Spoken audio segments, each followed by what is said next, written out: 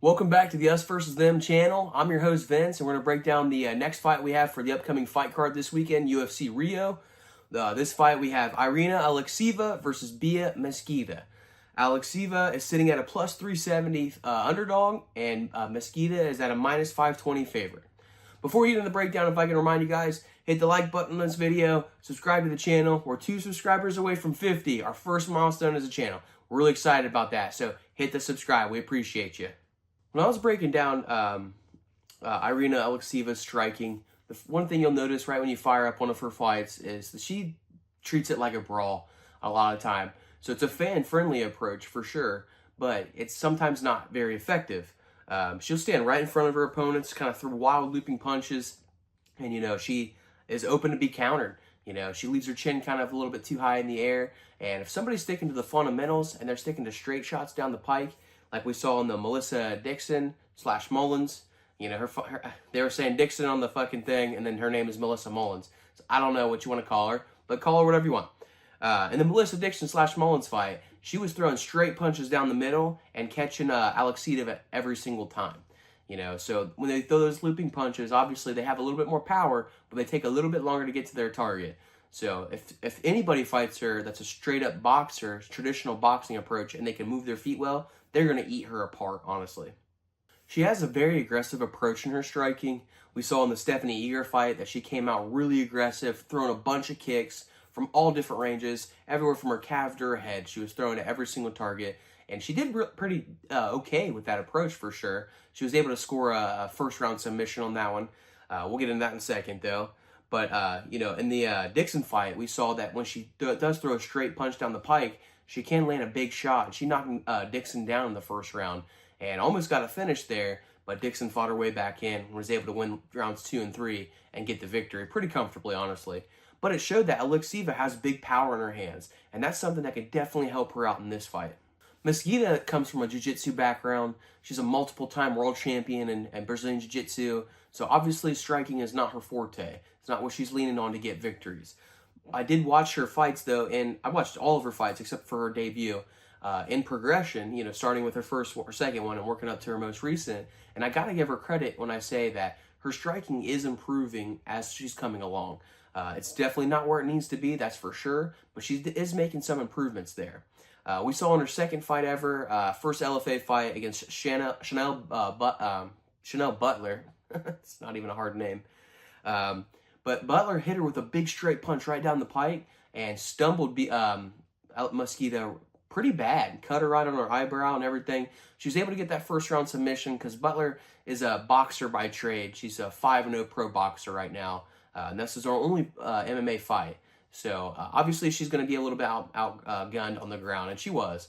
But Mesquita came into that fight a minus 5,000 favorite, and she got smoked early on. So anybody having a ticket on her was probably shaking a little bit. But like I said, in her defense, Butler is a pretty good boxer.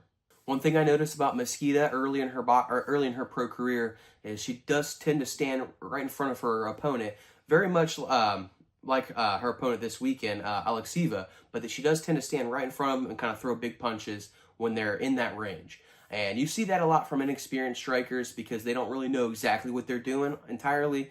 So they just stand there and they're like, all right, well, I'm going to match my inexperience with just aggression. And that can definitely work, don't get me wrong. But she, just like Alekseeva, she leaves her chin straight open when she does this. Like I said, in her most recent fights, she's starting to get a little bit better at that, and her striking is starting to improve. But, and standing in front of Alekseeva, who does carry big power in her hands for WMMA, she's going to really want to minimize that as much as possible. For Alekseeva's grappling, there isn't a whole lot of footage on it. There is some footage of her being on bottom and not being able to get out, and that's obviously a little bit alarming when you're fighting a multiple-time Brazilian Jiu-Jitsu world champion.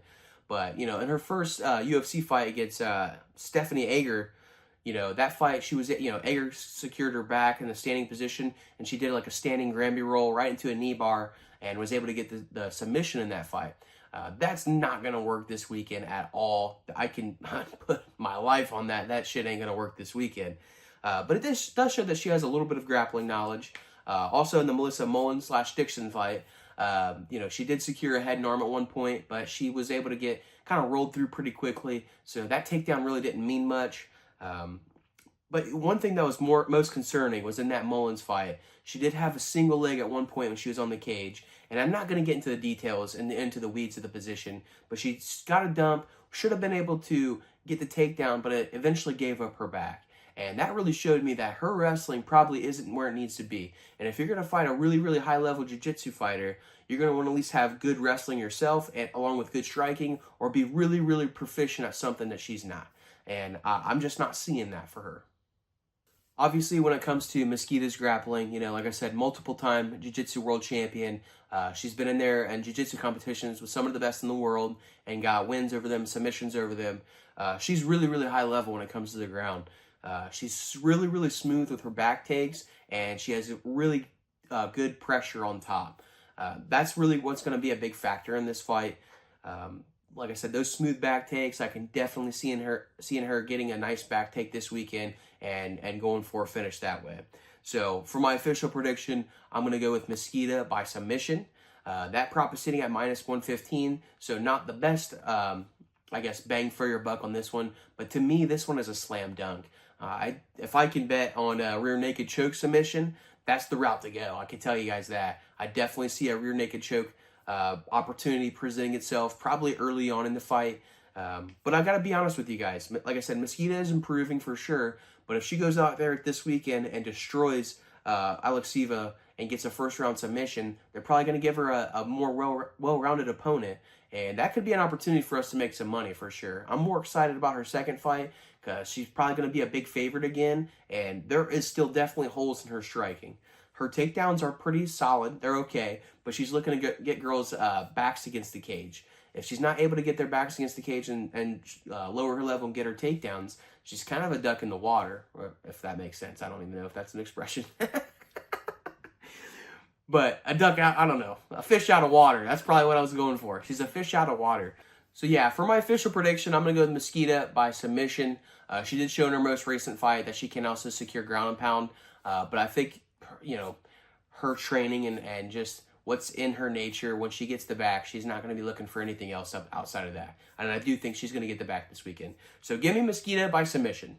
That's all I got for you guys in this breakdown. Stop by for the next one where we have Lucas Roca versus Stuart Nickel. Both these guys are 0-1 right now in the UFC, so they're going to be really hungry to get this win, and that's something we're going to have to take into consideration for sure.